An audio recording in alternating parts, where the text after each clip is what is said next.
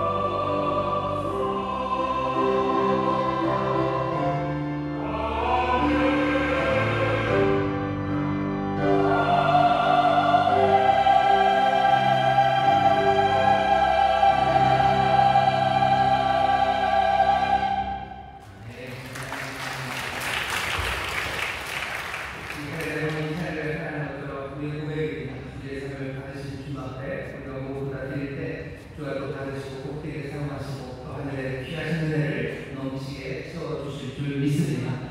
여기 그 앞에 드려지는 삶 아름답게 드려지는 예배가 되어 있습니다. 주님 기뻐 받으시고 영광 받으시고 우리를 그 영광을 가득 채워주실 줄 믿습니다. 오늘 우리에게 주신 하나님의 말씀 같이 읽겠습니다. 창세기 말씀입니다. 창세기 37장 29절에서부터 36절까지 말씀입니다. 창세기 37장 29절부터 36절까지 말씀입니다. 찾으신 것 같은데 한 목소리로 공독하겠습니다. 루벤이 돌아와서 구덩이에 이르러 본즉 거기 요셉이 없는지라 옷을 입고 아우들에게로 와서 가는데 아이가 없도다. 나는 어디로 갈까? 그들이 요셉의 옷을 취하고 수염소를 죽여 그 옷을 키에 적시고 그 채색 옷을 보내어 그 아비에게로 가져다가 이르기를 우리가 이것을 얻었으니 아버지의 아들의 것인가 아닌가 보소서 하매 아비가 그것을 알아보고 가로되 내 아들의 것이라 악한 짐승이 그를 먹었도다. 요셉이 정령 찢겼도다 하고 자기 옷을 찢고 붉은 배로 허리를 묶고 오래도록 그 아들을 위하여 애통하니 그 모든 자녀가 위로하되 그가 그 위로를 받지 아니하여 가로되 내가 슬퍼하며 공부에 내려 아들에게로 가려 하고 그 아비가 그를 위하여 물었더라. 미디안 사람이 애굽에서 바로의 신하 시위기가 보디발에게 요셉을 팔았더라. 아멘. 오늘 창세기 37장 29절부터 36절을 보면서 위로받기를 거부하는 사람들이라는 제목으로 말씀하는 겁니다. 위로받기를 거부하죠. 오늘 여기 본문 보면 야곱의 아들 딸들이 야곱을 위로합니다. 그런데 38절 보면 그 위로를 받지 않는다라고 되어 있어요. 위로받기를 거부하는 사람 야곱입니다. 위로받기를 거부한다라는 이야기가 바로 우리에게 와닿는 느낌은 너무너무 슬퍼서 위로해봤자 위로받기 좋아하고 오히려 위로가 우리 슬픔에 기름을 부는 것만큼이나 그럴 것만큼 슬픔이 크다 이런 분이서 들립니다. 아마 그런 슬픔을 볼 수가 있죠. 야곱이 사랑하는 모습을 잃어버리기 때문입니다. 그러니 위로받기를 거부한다라는 건 아주 슬픔 중에서도 어마어마한 슬픔, 아주 큰 슬픔을 나타낸다는 뜻일 수도 있어요. 그렇다면 오늘 여기 야곱은 그냥 슬픔의 사람으로 그려지는 겁니다. 근데 야곱만 그런 건 아니고요. 또 우리가 알고 있는 위로받기를 거부하는 사람 하나는 라헬입니다. 야곱을 가르잖아요. 야곱의 부인이 라헬이고요. 예레미야 31장에 보면 15절에 라헬이 위로받기를 거절합니다. 그때 라헬은 상징적인 의미예요. 이스라엘 자손의 조상이 아브라함, 이삭, 야곱. 우리 야곱의 이름이 이스라엘이었던 것처럼 바로 야곱이 이스라엘의 부인 라헬입니다. 라헬이 울어요. 라헬이 애국합니다. 이스라엘의 어머니로 울어요. 왜냐하면 예레미야 31장 바벨론으로 홀려가는 자기들의 백성들 자손들을 웁니다. 애국하는 라헬을 위로받기를 거절하고 있어요. 느낌이 비슷하죠. 자식이 없음으로라고 되어 있어요. 자식이 없음으로 라헬이 웁니다. 위로받기를 거절하면 깊은 슬픔에 이르는 것처럼 들려요. 시편 77편에 보면 거기에도 시편 77편 2절에 보면 내 영혼이 위로받기를 거절한다는 말이 있습니다. 어떻게 보면 위로받기를 거절하는 건 슬픔이 너무 커서 위로받기를 어떤 걸로도 위로할 수 없는 그런 슬픔이기에 위로를 거절하는 것처럼 우리에게 들립니다. 어디서 이런 비슷한 제목의 설교 내지는 비슷한 제목으로 쓴 글을 제가 보여드리겠습니다. 거기 오늘 이렇게 성경에 보면 위로받기를 거부하는 사람들이 있어요. 너무 큰 슬픔이 사람들이 있어요. 그러면 위로받기를 거부하는 사람들에게 위로를 할 필요 없다는 거죠. 위로할 필요 없고 아니 위로하는 건 어리석고 아마 위로를 받을 만한 자료를 기다려주고 너무 빨리 위로하려고 애쓰지 말고 그런 방식입니다. 슬픔에 머무르게 하라는 거죠. 섣불리 위로하다가 더 큰 상처되지 않게 그 슬픔과 큰 눈물 근처에 있는 게 그게 좋을 거라고 왜 성경에는 위로받기를 거부하는 사람들 위로받는 것을 거절할 만큼 슬픈 슬픔이 있다라는 이야기를 본 적이 있습니다. 충분히 이해가 되고요. 그런 슬픔이 있는 것도 맞습니다. 또 섣불리 위로하는 것이 도움이 되는 것도 맞아요. 하지만 오늘 여기 있는 이 말씀을 읽으면서 또 위로받기를 거부하는 그 안에 많은 사람들을 보면서 우리에게 주시는 메시지는 우리에게 이렇게 큰 슬픔이 있다. 위로받기를 거부하는 사람, 여기 이 사람은 야곱입니다. 야곱의 자손인 이스라엘, 하나님과 살아가 씨름하여 이기는 사람이 야곱입니다. 이스라엘입니다. 아들이 죽었다고 이스라엘에게 큰 슬픔이 있을 것까지 알아요. 야곱이 다른 아들들보다 요셉을 사랑하는 이유는 자기가 사랑하는 라헬의 아들들 때문이었습니다. 라헬이라는 아들이에요. 라헬의 장가예요. 라헬의 두 번째 아들 베냐민이 나타나 죽었습니다. 라헬이 죽었을 때도 야곱은 그렇게 슬퍼하지 않아요. 그냥 베들레헴 길가에 나를 묻습니다. 그러고 가요. 물론 슬퍼했겠죠. 하지만 라헬의 죽음에 대해서도 야곱은 그렇게 크게 슬퍼하지 않습니다. 죽음은 끝이죠. 유대인들은 슬픔의 애국 기간이 있습니다. 마냥 슬퍼할 수는 없어요. 어떤 사별로 끝없이 슬퍼할 수는 없는 거죠. 보통 7일 동안 애국하고 슬퍼합니다. 가까운 친척인 경우는 한 달이에요. 부모, 자녀, 그렇게 되면 한 1년씩 애국합니다. 그리고 더 이상 슬퍼하지 않아요. 아니, 슬퍼하지 말라고 여호와께서 하나님이 말씀하셔요.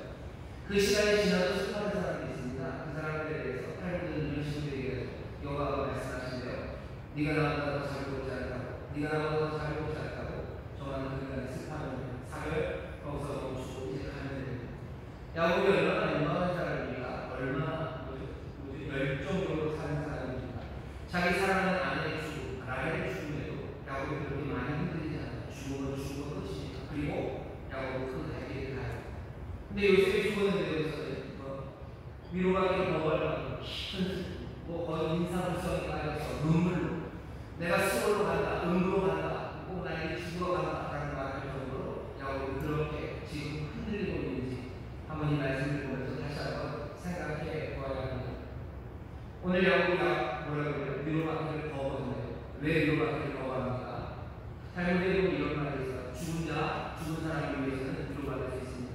하지만 산 사람, 살아있는 사람을 위해서는 위로할 수 없습니다. 무슨 얘기죠? 전쟁에 자식을 내어보낸 어머니가 있어요. 전해져온 소식은 아주 시종됐다는 소식입니다. 주원이 오지 않아요. 시신이 오지 아닙니다. 실종됐다는 소식이 들려옵니다. 실종됐다는 소식을 들은 바로 그 어머니가 여기 있는 야곱의 상황이죠. 야곱은 시신을 보고 있는 게 아니에요. 피 묻고 그것을 보고 있을 뿐입니다. 실종됐다는 소식을 들은 어머니가 어떻게 해야 됩니까? 누가 이 사람을 위로합니까? 위로하면 안 돼요. 왜 위로하면 안 되죠? 아직 죽었다는 걸 확인되지 않았기 때문입니다. 죽었다는 증거가 오지 않았어요.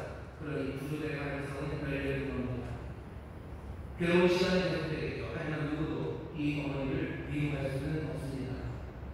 위로라는 건 이런 거죠. 아들이 죽은 셈이라는 죽은 셈이시고 슬퍼하지 말고 이제 마음을 접으라는 이야기입니다. 누가 그런 이야기를 할 수 있습니까?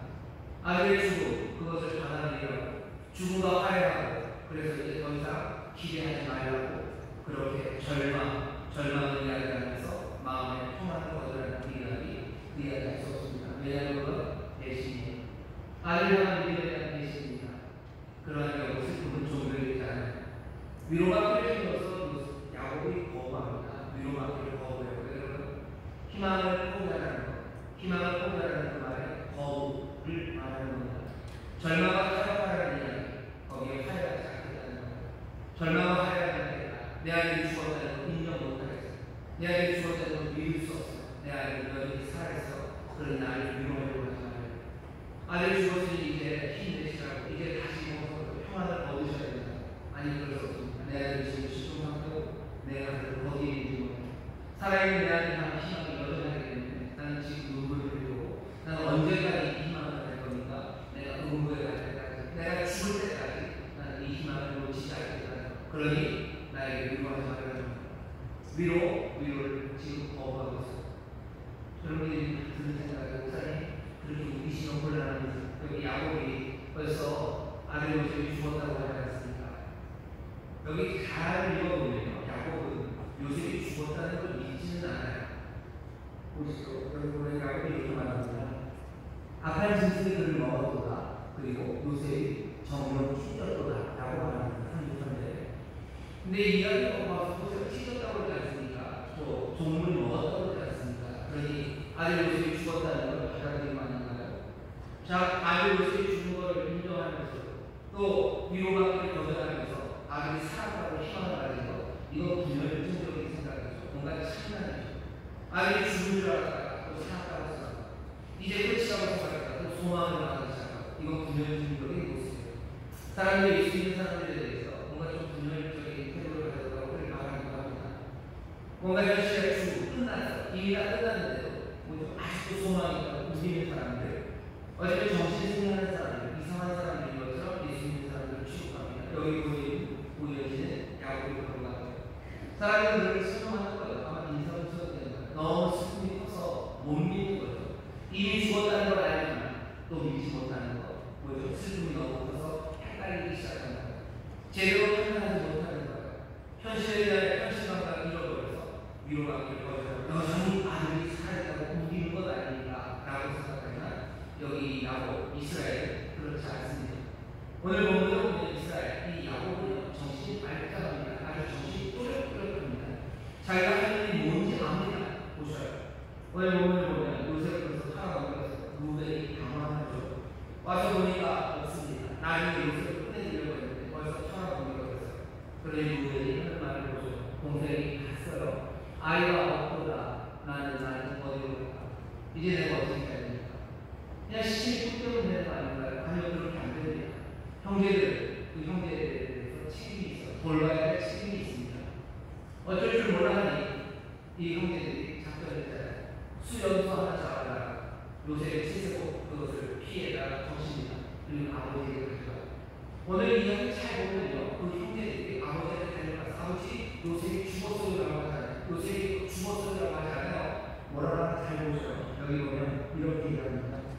그들이 요셉의 옷을 취하고 31절입니다. 수염소를 주며 그 옷을 피해 덮치고 그 채색옷을 보내어 그 아버지에게 가져다가 이르기를 우리가 이것을 얻었으니 아버지의 아들의 옷이냐 아닌가 보소서라고 해요.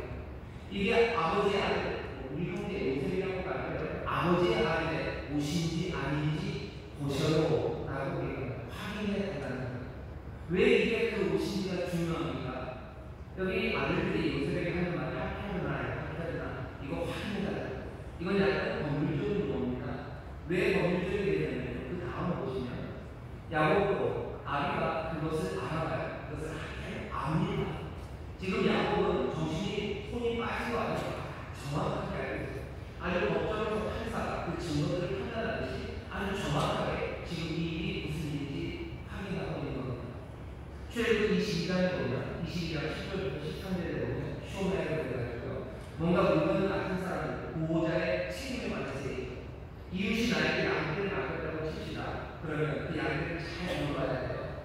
내 책임이죠. 근데 그 중에 양떼 하나를 내가 잃어버리면 되게 배상해야 됩니다. 왜냐하면 맡은 사람의 책임이 있기 때문에. 조례는 맡은 것에 대해서 책임져야 됩니다. 그런데 모든 것에 대해서 다 책임지지만 않아요. 불가항력적인 경우가 있죠. 예를 들면 곰이 와서 잡아가요. 곰이 와서 요구합니다. 이가 와서 끌어가버립니다. 그걸 조례가 이 책임 맡은 사람은 어떻게 할 수가 없죠. 그때는 책임에서 면제가 돼요. 출애굽기 20장 그래서 13절에 보면 찢겼을 때 찢기는 거예요. 야생동물에서 찢어갑니다. 찢겼어요. 그때는 배상할 책임이 없어요. 야곱의 한 마리 칼을 들어보죠. 요셉이 정령 찢겼도다 라고 하죠. 야생동물을 잡아가는 거 같죠. 뭔가를 잡아가죠. 뭔지 아무도 모릅니다. 그러니 함께 있는 형제들이 책임질 일이 아니에요. 형제들이 누가 책임을 지고 있습니까? 이건 처음부터 지워진 책임이에요. 창세기 4장에 보면 4장 9절에 가인이 하나님과 판결해요. 내가 내 동생을 지키는 사람입니까? 내가 내 동생을 쇼메입니까? 내가 보호자입니까? 하나님이 대답하지 않으십니다. 당연히 이 형제의 보호자예요. 형제 둘이 있습니다. 하나가 사라져버렸어요. 그러면 누가 책임을 해요? 이 다음에 이 형제가 책임을 해요. 왜? 여기에서 이 형제는 이 다른 형제의 쇼메를 보호자이기 때문에 야곱의 아들들이 다 압니다. 지금 요셉과 형제들이 같이 있어요. 그냥 요셉이 사라져버렸다고요. 여기에 대해서 형제들은 책임이 없으니까 무조건 책임이 있습니다. 책임을 면하는 방법은 하나 있어요. 찢겨갔을 때. 그러니 만드는 거예요. 루벤은 지금 정신이 없어요. 나는 뭘 할까? 나는 어떻게 해야 될까? 지금 갑자기 당한 일이다. 루벤 지금 꼴도에 가려서 다른 형제들은 벌써 다 계획이 있었어요. 수염소를 잡아서 피를 묻힙니다. 옷을 찢어다가 아버지에게 가져드리고 도시라는 증거라는 거죠. 우리에게 책임 없다는 증거예요. 이건 야생동물이 누군가 찢어갔습니다. 우리에게 책임 없으니까 여기에서 확인해달라. 박해하나 이거 확인이다. 야곱이 확인합니다. 보니 요셉 옷이 분명 그리고 피가 묻은 옷이 씻겨 있습니다. 할 수 있는 건 없어요. 증거는 아무것도 없어요. 이 형제들에게 묻을 수 있는 너희들 뭐했냐라고 묻을 수 있는 유죄를 판단하고 여기에 책임을 물을 수 있는 증거는 아무것도 없습니다. 그러니 야곱이 요셉을 찢겼다라는 그 말, 그 선고는 뭐예요? 형제들, 내 아들들 니들 요셉의 죽음, 실종 이것을 받았어. 아들을 잃어버린 것에 대해서 너희는 책임이 없다라는 얘기예요. 증거가 없다는 거예요. 판사가 판결할 때도 그래요. 분명히 신뢰이 있어요. 이 범인이라는 말을 도대체 믿을 수가 없습니다. 하지만 여러 가지 증거, 정황, 그리고 유죄 판결할 수 있는 증거가 모자랄 때 놔줘야 됩니다. 야곱이 증거 사는 겁니다. 놔주는 일입니다. 야곱이 시간에 너희를 책임을 가지고 있는 이거가 없었어요. 그렇다고 해서 야곱이 이 형제들이 이 증거를 내놓으면서 전하려고 하는 요셉이 죽었다는 이야기, 그것을 받아들이니까 야곱은 못 받아들입니다. 붉은배를 입고 눈물을 내통해 왜 아들을 잃어버렸기 때문에 아들과 딸들이 와서 위로합니다. 이제 요셉이 죽었으니 마음 편하게 하시오. 아버지는 야곱 요셉이 죽었다는 걸 못 받아들여요. 그러니 위로하지 말라는 내 아들 죽지 않았어. 난 여기 희망을 받고 있어. 희망을 받고 있기 때문에 눈물 납니다. 아들이 살아있기 때문에 눈물 납니다. 죽었다고 하면 내가 걱정할 필요 없죠. 하지만 내 아들이 살아서 지금 무슨 어려움을 당하지 않는 거야. 내 눈물을 내가 기다려야 되는 시간이 나의 가슴 아프게. 야곱은 내가 죽을 때까지, 음부에 갈 때까지 나는 울면서 갈 거야. 내 아들이 살아야 되는 희망을 나는 죽을 때까지 놓치지 않을 거야. 그러니 나를 위로하지 말라고 나 위로하기를 거절한다. 절망과 화해하지 않겠다는 겁니다. 희망을 포기하는 건 거부했다고 지금 야곱은 선포하는 겁니다. 위로하기를 거절하는 사람들이 있어요. 왜? 절망으로 사람을 위로하게 되는데 끝이야. 이건 끝이라고 위로하는 거죠. 우리에게 위로하는 말을 잘 들어보시면 절망과 타협하기를 말하며 위로하는 사람이 있습니다. 이제는 다 일단 끝이라는 거죠. 이제 끝이에요. 아들이 집을 나갔어요. 진짜로 뭐라 해야 되나? 나쁜 사람은 뭐라 그러죠? 나쁜 사람이라고 그러죠? 얘가 완전 야간처럼 생각하죠. 내가 지금 나갔어. 얘가 어떻게 해야 됩니까? 뭐라고 위로합니까? 사람들이 뭐라고? 나 없는 시간이 거죠. 걔네들이 끝났다. 돌아오고 틀렸다. 왜 기다리면서 눈을 흘리고 왜 기다리면서 애쓰냐? 오지 않는다. 그러니 뭐랄까? 위로하는 겁니다. 죽은 것으로 정하는 겁니다. 절망으로 타협하라. 그러니 내가 눈을 흘리지 말고 잘 먹고 어머니는 지고 살아야 됩니다. 어머니는 이 위로를 거부하는 겁니다. 왜? 내 자녀는 끝난 거 아니야. 내 자녀들이 돌아오지 않는 끝이야. 절망을 타협할 수 없어요. 돌아올 거라고 생각하는 겁니다. 돌아올 거라고 생각하면 이 위로를 받을 수 없어요. 돌아올 거라고 생각하면 그때부터 아픈 거죠. 내 아이가 언제 올지 모르니 엄마들 하는 일이 많아요. 언제 올지 모르니 밥 해놓고 기다릴까요? 밥 해놓고 이제 밥하면 힘들어요. 며칠이 지나도 오지 않아요. 그래서 오래돼서 저기 가서 밥을 어떻게 버려야 되죠. 그 버리면서 마음이 편안합니다. 위로받는 자도 편안함을 누린다는 거죠. 내가 포기하는 동안 절망하는 자도 편안합니다. 절망이 우리에게 안식이 있어요.